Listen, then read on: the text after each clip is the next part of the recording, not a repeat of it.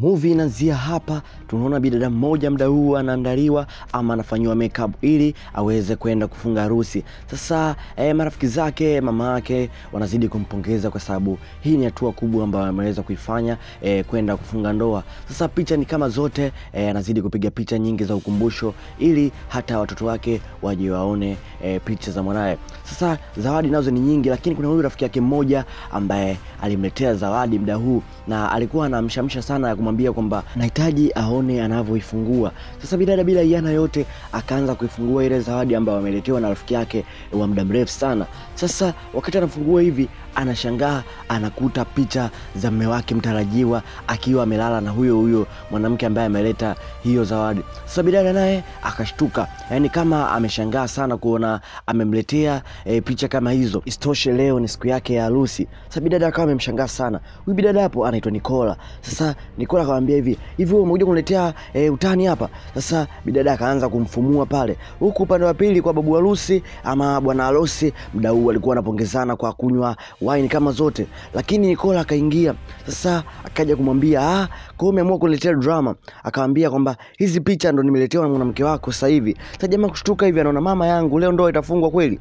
Sasa akawa anajaribu kumwambia hebu subiri nikuelezee, lakini bidada alikuwa hataki kusikia neno lolote kutoka kwa huyu jamaa. Akaamua zake atimke tu pale ukumbini ili atafute mahali ili aweze kupumzisha akili yake, kwa sababu hapo alipo amechanganyikiwa sana. Sasa akaanza kukimbia bila kujua anaelekea wapi. Sasa bidada akaendelea kukimbia, huku upande wa pili watu wanajaribu kumsema huyu jamaa, hivi unaweza kufanya upumbavu kama huo halafu leo siku yako ya harusi? Sasa wakamwambia kwamba hende kumwahi na muombe msamaha ili aishe na ndoa ifungwe kama kawaida. Sasa akakutana na huyu bidada ambaye alala naye. Huyu jamaa yani alikuwa na mahusiano na huyu rafiki wa Nicole ama rafiki wa mke wake mtarajiwa. Sasa jamaa akachukua ile nguo ambayo alikuwa amevaa mke wake ili aweze kumtafuta vizuri. Sasa huko washikaji wanazidi kumtafuta tu bidada, lakini bidada akawa anatoka nje ya eneo la ukumbi. Sasa huko anakutana na driver taxi mmoja anagombana na abili yake wamekubaliana pesa vizuri, lakini yeye anamgia pesa tofauti na makubaliano. Sasa jamaa akawa analalamika pale,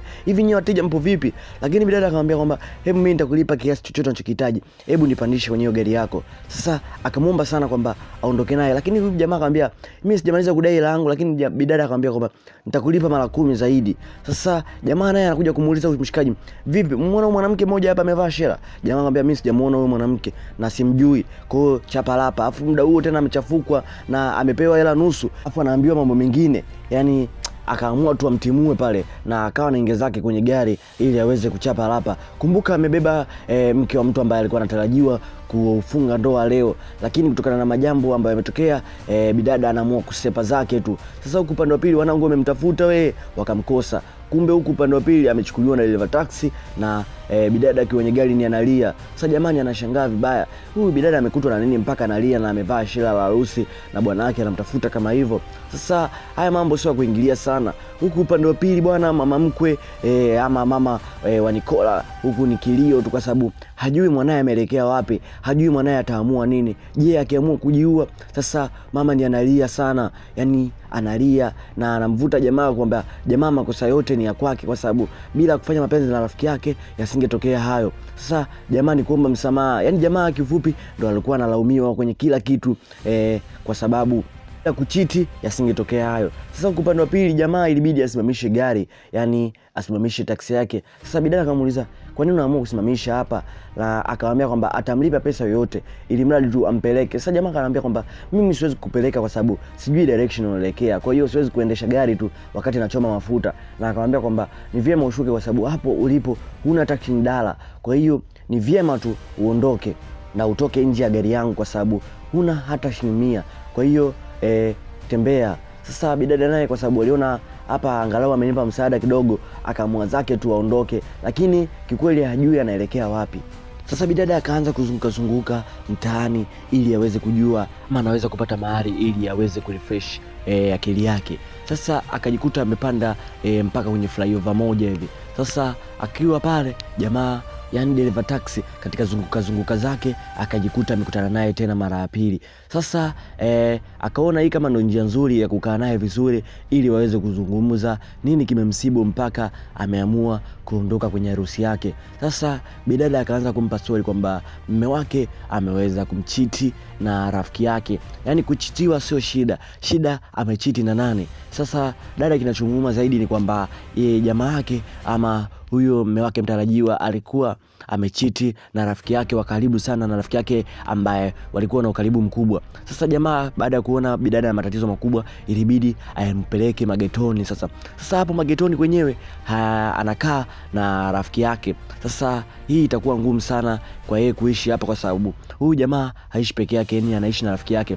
Kwa hiyo alimleta paka chumbani na akamwelekeza kila kitu na akampa nguo kwa sababu hawezi kukaa na hilo shela muda wote. Kwa hiyo akamstiri na nguo fulani hivi. Sasa sijui zilikuwa nguo za nani lakini zilikuwa za kike.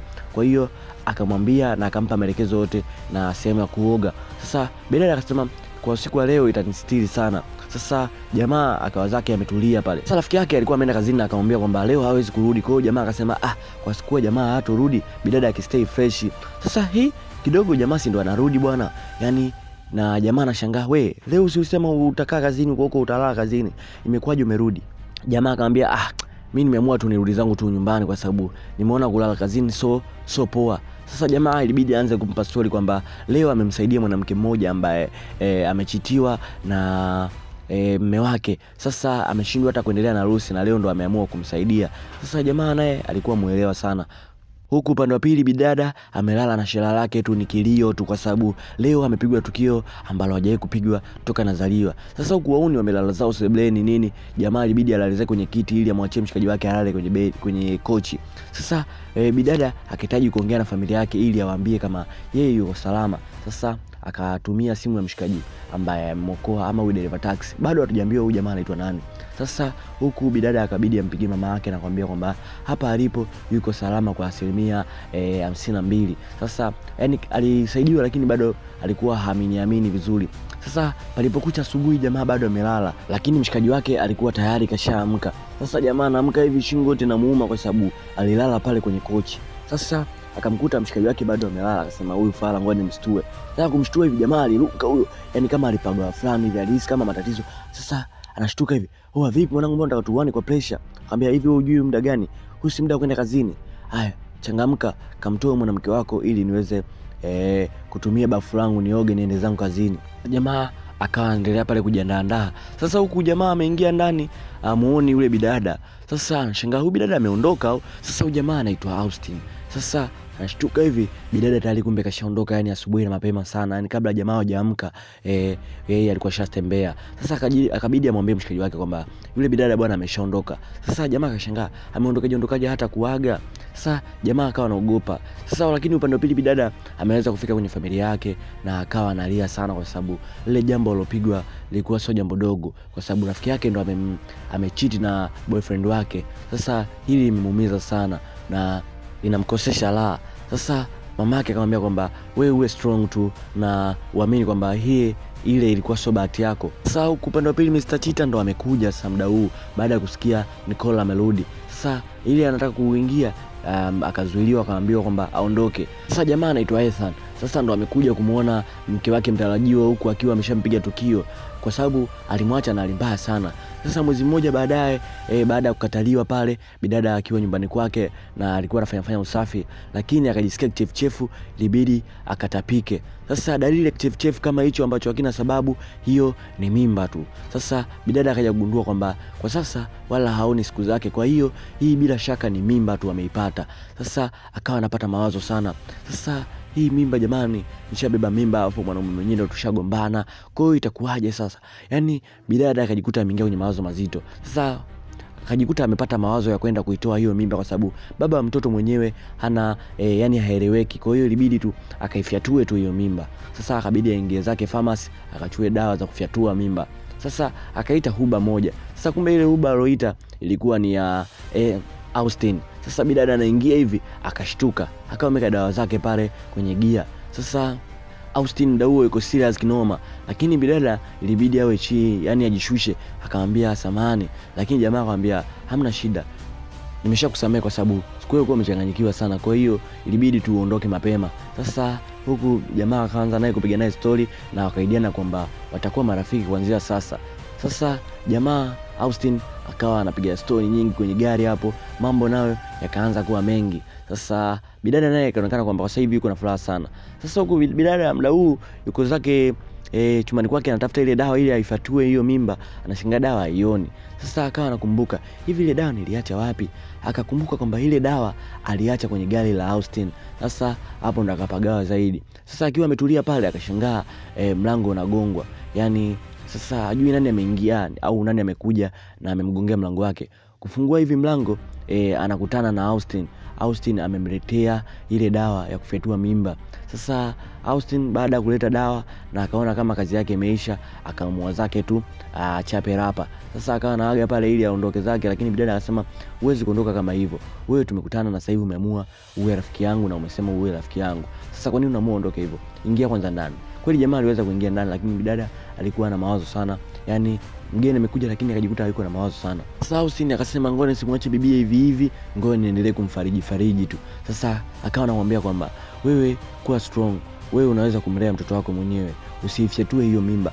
Kwa hiyo akamshauri sana, lakini bidada aliweza kumuelewa na wakapeana kumbato pale. Kwa kuwa sasa hivi hao jamani marafiki, kwa bidada anajikuta anamwambia kila kitu. Kwa hiyo shangazi yake naye akaja akaambiwa kwamba yeye ni mjamzito. Sasa hili swali lilikuwa linamuumiza roho sana.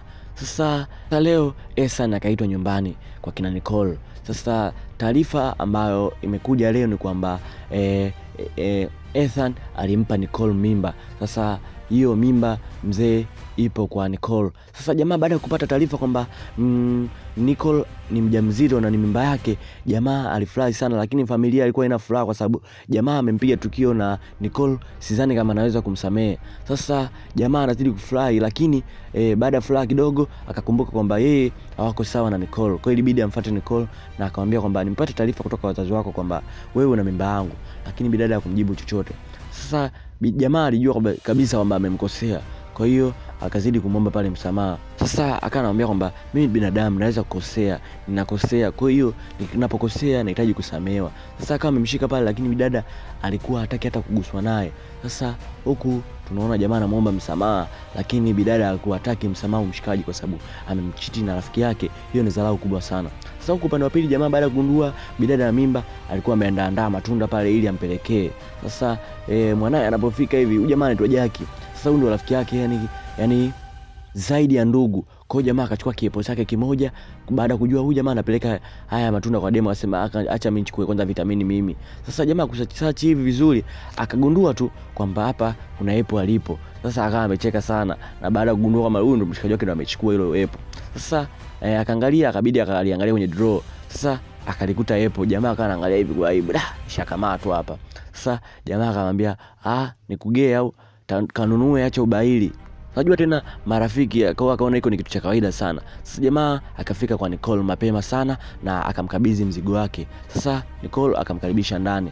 Sasa jamaa ile kuingia ndani tu anakutana na wazee wapo pale wamekaa chini.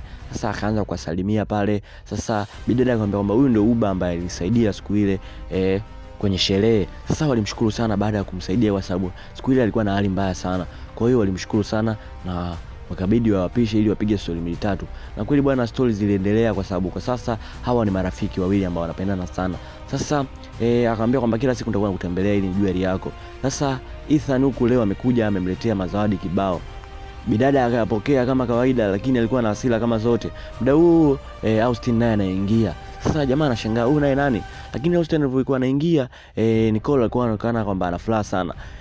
Ethan yeye toka aje hapa hajakaribishwa ndani, lakini Austin alivyoingia tu ilibidi akaribishwe ndani na bidada akamfunga mlango ili akaongee na Austin ndani.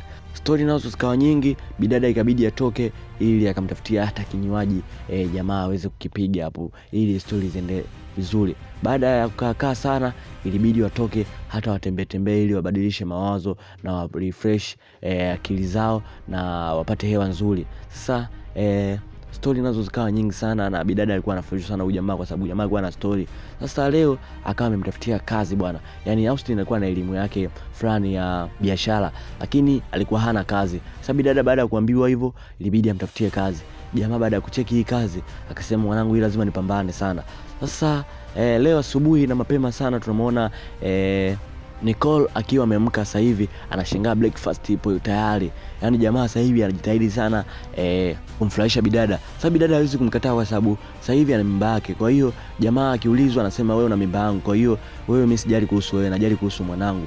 Sasa bidada anashindwa kumkataa kabisa. Sasa leo siku nyingine tunaona jamaa aliambiwa aandike barua ya kwenda kuomba kazi, lakini jamaa aliandika barua mbaya kinoma. Yani hii ilimboa sana huyu bidada. Akamwambia kwamba barua iandikwe hivyo. Na sasa kama barua unakosea kuandika, je, ukiambiwa ukafanya interview utaiweza kweli wewe? Sasa jamaa akasema mimi nilikuwa sijajua vizuri, kwa ni vyema kunielekeza. Kwa jamaa akaanza kupewa maelekezo pale na Nicole nini, kwa sababu walikuwa marafiki. Kwa hiyo maelekezo yakawa ni mazuri sana na story nazo zilikuwa ni nyingi sana. Sasa Austin akawa anapewa msaada sana na bidada, kwa sababu bidada alikuwa na elimu kubwa sana.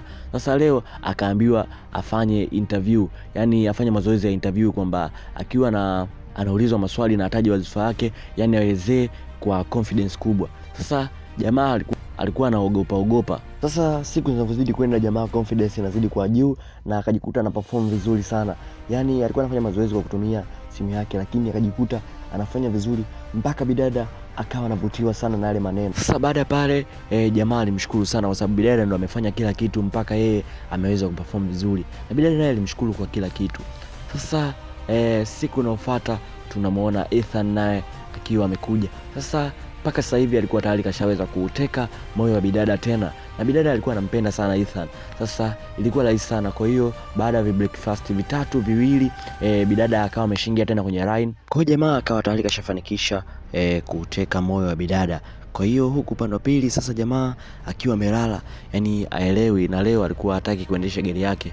Kuna notification ikaingia pale na ilikuwa email ya kutoka kampuni ambayo aliomba kazi mwanzo. Sasa baada ya kushangaa hivi akashangaa majibu yamerudishwa kwamba sasa hivi anaweza akaenda na akafanya interview ili aweze kwenda na kazi ama kuanza kazi mapema sana. Sasa akajikuta ameumuliza hadi rafiki yake, lakini rafiki yake akawa amefurahi sana licha kwamba ameumia, lakini aliweza kufurahi pia. Taarifa hiyo iliweza kumfikia bidada.